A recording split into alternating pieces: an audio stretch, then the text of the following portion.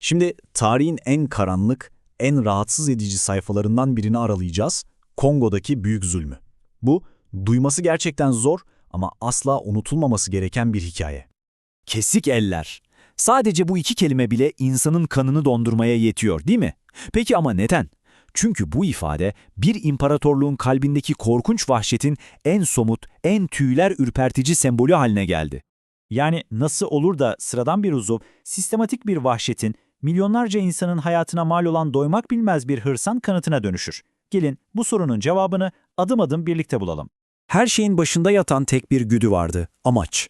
Ve bu amaç, insani yardım gibi parlak bir maskenin arkasına gizlenmiş saf bir açgözlülükten başka bir şey değildi. Bakın, kamuoyuna sunulan vitrinle gerçek arasındaki uçurum gerçekten de korkunç.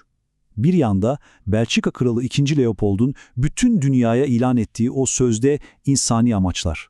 Diğer yanda ise kauçuk ve fil dişi için her şeyi yapabilecek, doymak bilmeyen bir iştah. Bu, tarihin en büyük ve en kanlı aldatmacalarından biriydi. Peki bu açgözlülük nasıl bir sisteme evrildi? Şunu netleştirelim. Bu şiddet asla rastgele değildi. Tam tersine titizlikle planlanmış, verimliliği en üst düzeye çıkarmak için tasarlanmış, acımasız bir terör hükümdarlığıydı. Bu sistemin tam kalbinde Force Publique adında bir yapı vardı. Ama ismi sizi yanıltmasın, bu bir ulusal ordu falan değil, düpedüz Kral Leopold'un kişisel çıkarlarına hizmet eden özel bir zulüm makinesiydi. Tek bir görevleri vardı. Ne pahasına olursa olsun kauçuk kotalarını doldurmak. Kullandıkları yöntemlerse hayal gücümüzün çok ötesinde bir vahşet içeriyordu. Zulüm adeta bir makine gibi işliyordu. Birinci adım, köylere imkansız kauçuk kotaları dayatmak.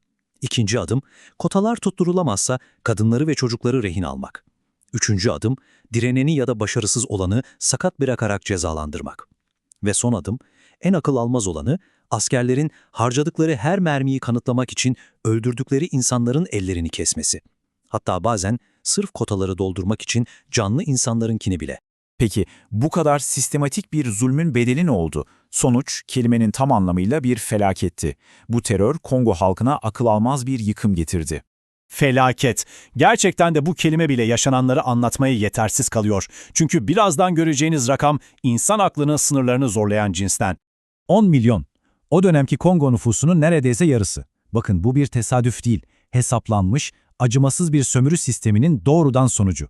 Bu sadece bir rakam değil, yok edilen 10 milyon hayat, parçalanan milyonlarca aile ve çalınan koskoca bir gelecek demek. Ve şunu anlamak çok önemli, bu 10 milyon ölümün hepsi doğrudan cinayetle gelmedi. Force Publique'nin şiddeti bir domino etkisi yarattı. İnsanlar korkudan tarlalarını ekemeyince korkunç bir kıtlık baş gösterdi. Kıtlık ve sürekli kaçış hali salgın hastalıkları tetikledi. Toplumsal yapı tamamen çöktü ve geriye nesiller boyu sürecek derin bir travma bıraktı. Peki, tüm bunlardan sonra yaşananlara ne demeliyiz? Artık bir hüküm verme zamanı. Bu sadece tarihi bir tespit değil, ahlaki bir zorunluluk. Unutulmaması gereken en önemli şey şu: Kongo'da yaşananlar bir kaza değildi, talihsiz bir yan etki de değildi. Hayır, bu insan hayatını harcanabilir gören, zenginliği her şeyin üstünde tutan, kasıtlı ve sistematik politikaların doğrudan bir sonucuydu. Ve işte nihai hüküm, bunu soykırım olarak adlandırmak abartı değil, bu ahlaki ve tarihsel bir zorunluluktur. Bu kelimeyi kullanmak, yaşananların devasa boyutunu ve arkasındaki niyeti anlamak için kritik. Çünkü bu, tarihin trajik bir dipnotu değil, emperyalizmin en yakıcı suçlarından biridir. Peki neden soykırım kelimesi bu kadar önemli? Çünkü doğru kelimeyi kullanmak, sayıları ve istatistikleri aşıp o 10 milyon kurbanı onurlandırmak demek. Aynı zamanda bu tür vahşetlerin bir daha asla yaşanmaması için tarihsel bir hesap sormayı talep etmek demek. Ve geriye hepimizi düşündürmesi gereken o soru kalıyor. Tarihin bu kadar karanlık bir sayfası nasıl oldu da büyük ölçüde unutulabildi? Acaba dersimizi gerçekten aldık mı? Yoksa unutulmuş bir tarih farklı yüzlerle de olsa tekerrür etmeye mahkum mudur?